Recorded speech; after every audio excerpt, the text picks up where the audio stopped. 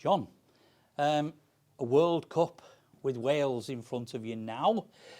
Do you know what your itinerary is? When you start, where you're going, what you're doing? Just give us a little insight. Yeah, well, we start with we've got a trial game against Lebanon over at Swinton on the Saturday before the World Cup starts. It's when England play 3G, that's the Friday. We play on the Saturday, so we've got a little camp building into that, and then obviously once we're in that, we've then got games against Tonga, against Cook Islands first, then Tonga, then PNG. So.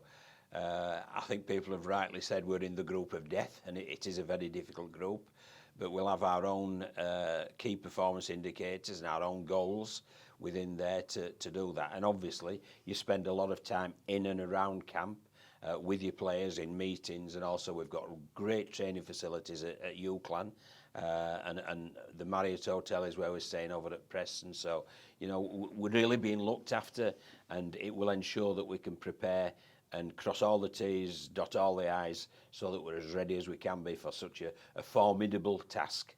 Absolutely, that group. But I'm intrigued, John, first of all, with Lebanon, an emerging nation. But I think this team can play a bit.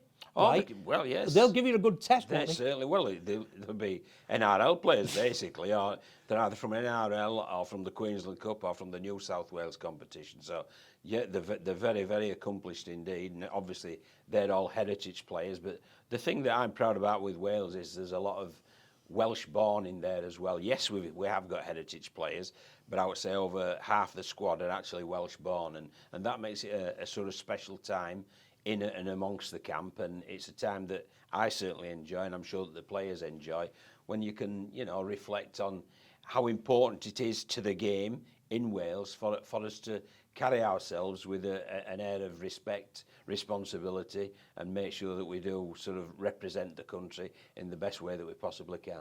What sort of a squad have you got, John? Experienced, youngsters, a blend? What is it? It's a blend, but, you know, the vast majority of our players are part-time players, which has been one of the difficulties that we've had with regard to time in camp, because, you know, Rodri Lloyd, for example, is a school teacher. Well, you can't just say, well, take a month off work in term time. So you've got to, there's a bit of logistical work that's got to be going on, and, you know, our team manager's great at that, and we feel we've come up with the right time in camp, the right time where the players are being allowed to return home and do the jobs whilst they're doing that. But I still feel we'll be as well prepared as we need to be.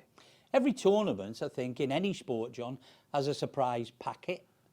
Could Wales be the surprise packet? Well, that's what we'll be trying to do, but we've got formidable opposition in the group stages, but we'll certainly be trying to do that. But I just think it's a really exciting competition. You know, when you look at teams like Samoa and teams that I've already mentioned, Tonga and Fiji and PNG, you know, two that we face in the group stages, but they're teams who can really upset what you have the perceived order of international rugby league. Tonga nearly did it last time.